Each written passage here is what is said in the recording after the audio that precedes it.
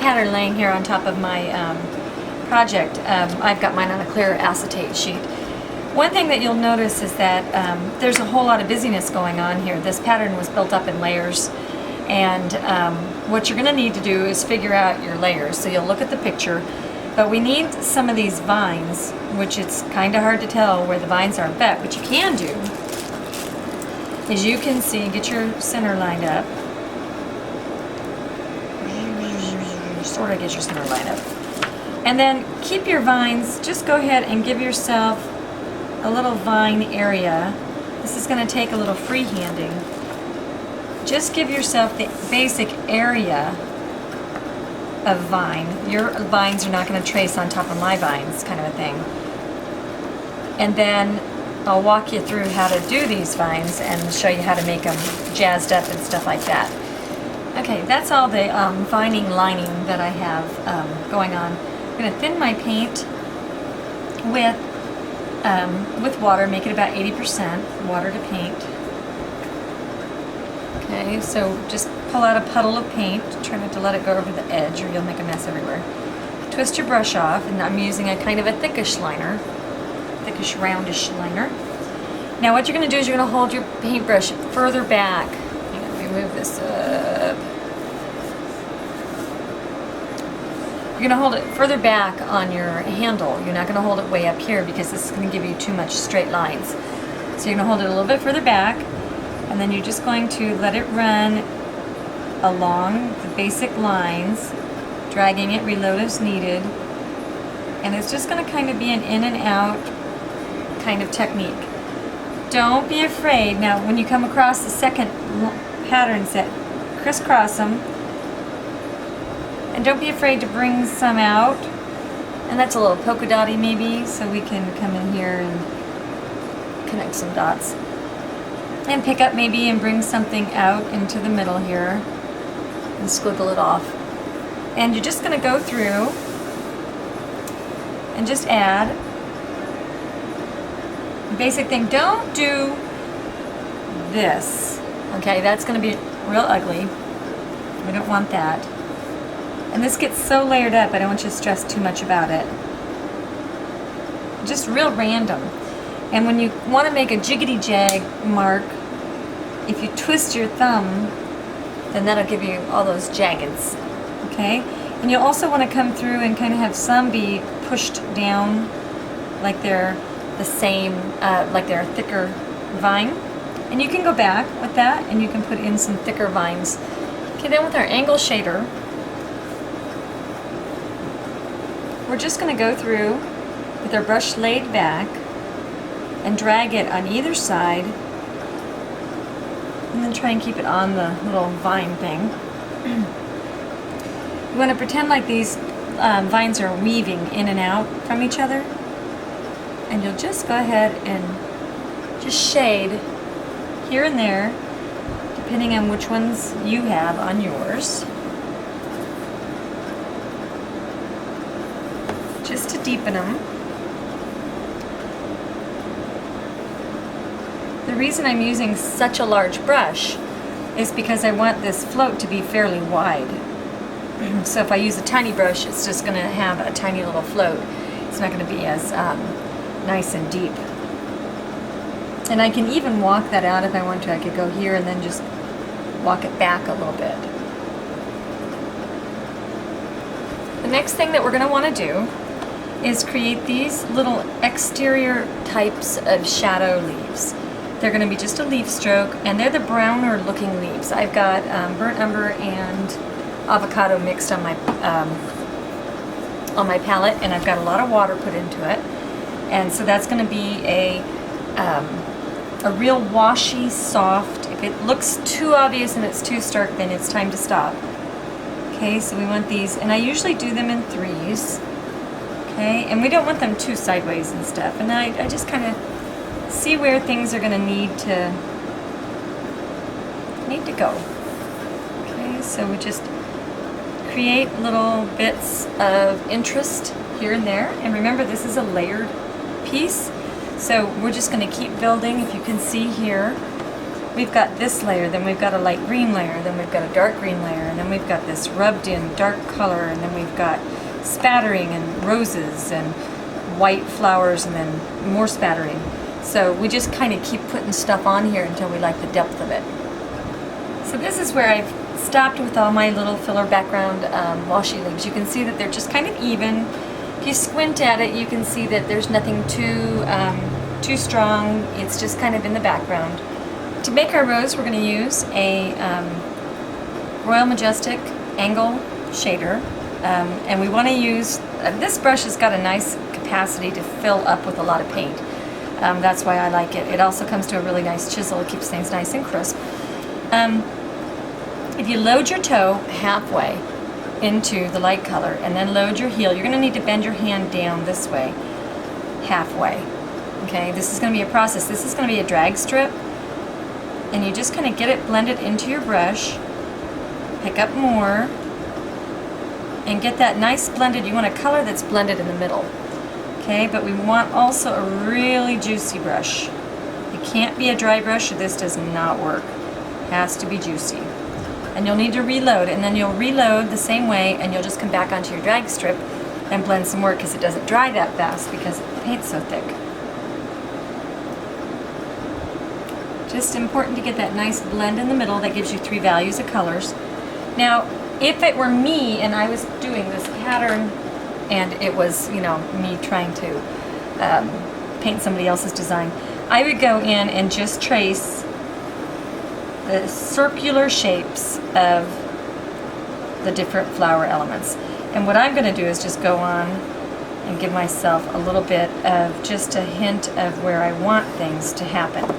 Okay, so that's going to be a real rose, a whole rose. We're going to start on the back petals, and we're going to blend into a nice little, I'm not really pushing, just kind of blending. And we're going to blend to the side, blend to the other side, connect the dots there, load some more paint. Then we have to make that center. Notice I'm not making it too low. I don't want it in the dark area, I want it up near the light area. Then we're going to set our brush down on either side, loading more paint, blending it on my drag strip, and then I'm going to swipe in, that's our bud in the middle, okay? And then we're going to drag it down at an angle. I don't know what kind of an angle that would be, I'm not good with angles. And then drag it in. Drag it in. And then give ourselves one last nice big outside petal down there. You could add a couple of little inside petals if you know how to do that. I don't really spend too much time doing that on this project, but you could if you wanted to. Now we're going to shade these after we're done with them. But I want to show you a bud. Okay, a bud is done. Same darn way. So you're across the back, but just with one stroke. And I like to blend this a little bit. I like to spend just a second and just blend that. It gives me a couple little layers up there. Then on either side, not touching, and then create your bud. Now that guy got just a little bit big. He's almost as big as my rose here. So we want to be a little bit careful. Our buds need to be smaller than our roses. And you'll see on a couple of them, if you can get that close on the pattern. Oops. Okay. I have them just very, very, very kind of small and disjointed looking. So not even connected at all. And I really like that look. This is very finished and very fluffy and very full. And then once we grow the green stuff that holds us all together, then everything is happier.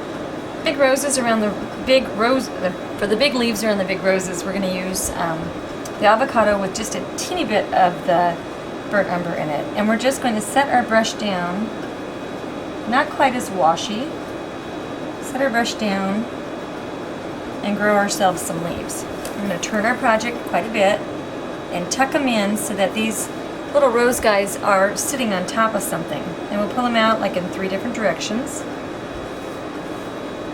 And then on these buds right here, we're going to use the same color, maybe a little bit thicker, not so much water in it. And we're going to pull up from the bottom. I'm going to pull up from the bottom and wiggle. Pull up from the bottom and wiggle. Give ourselves the middle one, and then let's grow that back into someplace. Don't make the angle weird or anything like I just did. But we want it to grow. And we want that to hug. Let's have it, okay, let me paint it upside down so you guys can see. We want that to hug the edge of that flower. Okay, and then when you get ready to grow it into something else, you know, just have it, whoops. Oof, way over there. Have it just disappear when you get ready to join it with something else. Don't worry about these. Normally rose stems are a little bit straighter than that, but just bring them back into the middle so that we have them reaching in there, and then we'll diffuse the center area so you don't need to worry about that. I want to show you on this one right here, that first little bud is that I did, it needs a diet. Okay, I wish it was this easy, but what we're going to do is we're going to cinch in and bring his calyx, or whatever this thing is called, and we're going to just bring it right on top of the edge of the rose. That way he looks like he's a little bit skinnier than he is. And these guys I brought out a little bit wider than the edge of the rose, so they got a little growth hormone and he got a diet. Bring him into the middle. We're going to use our angle shader,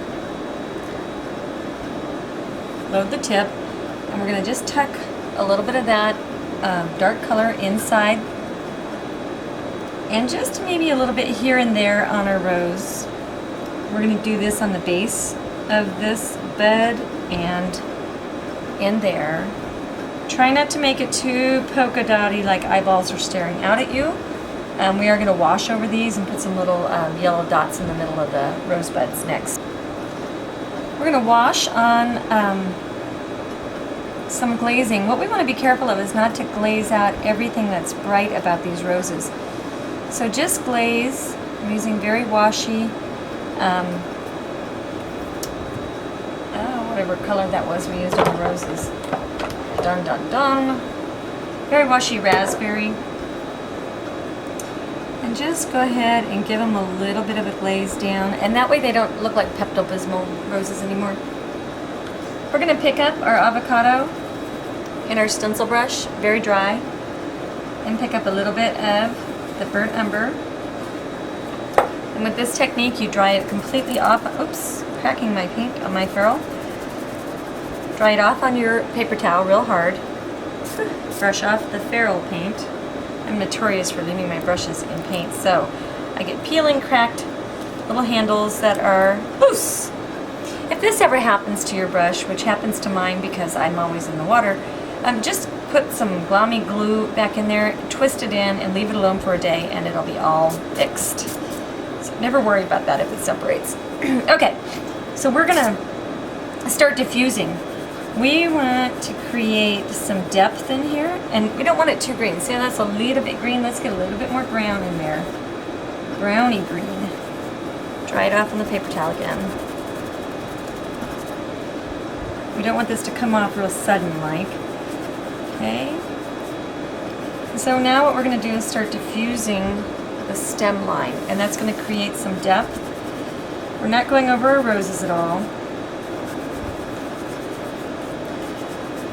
We're just going to go right over the leaves and things like that, though. And we're not trying to hide anything, we're just trying to create depth.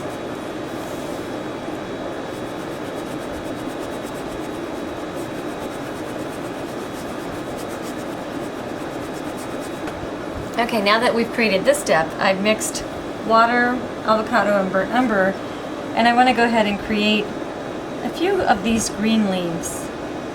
Just kind of filler greeny things, just to kind of create one more time a little bit more depth and volume. And they're just going to be tucked in wherever it is I think I need a little bit more depth. And they can go over things, they can go under things. You know, you're the boss of this thing. I am not following, I'm looking at my original design, and that's all I'm doing. I'm not worrying about how everything fits. I'm just filling in fluff space. With a design like this, if you try and go exactly over my lines, you're probably going to lose your brains a little bit. Okay, so I'm thinking that's okay. We can add a few coming out to the outside areas. A few inside. Good. The centers of our flowers, we're going to use a little moon yellow. And we're just going to squiggle in, squiggle dot, which means just kind of some fat, some tap them in. Just get a few of these. Let me see if I can zoom for you. Okay, so just squiggly dot. Dry rub some yellow here and there around the outer edges, perimeter of the design. It's dry rubbing, so we're going to put some. And this isn't going to take over. We don't want this to be like, you know, going crazy. And it needs to be kind of soft.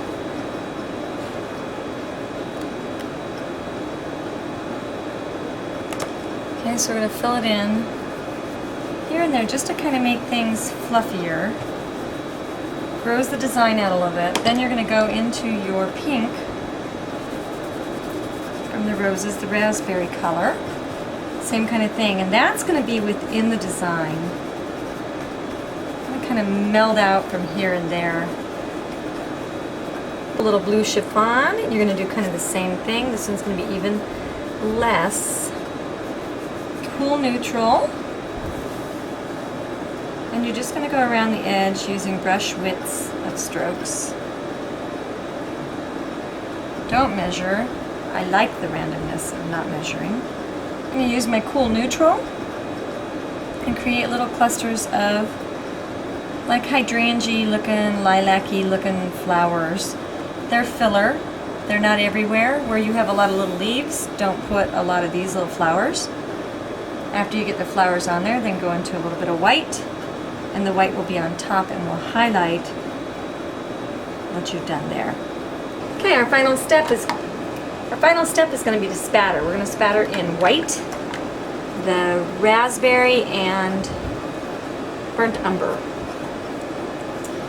So we need to get some white, and we're going to thin it with our water, and I'm using an oval rake, and then we tap it off on our palette. Now we come down here with our little, this is my paintbrush bottle opener, their little hard wooden nugget thing, and we smack it real sharply right over the white. We want it to be real strong, and we're going to go through and layer the different levels of spattering like that. Varnish this with a few coats of external varnish, and you are presto changeo done.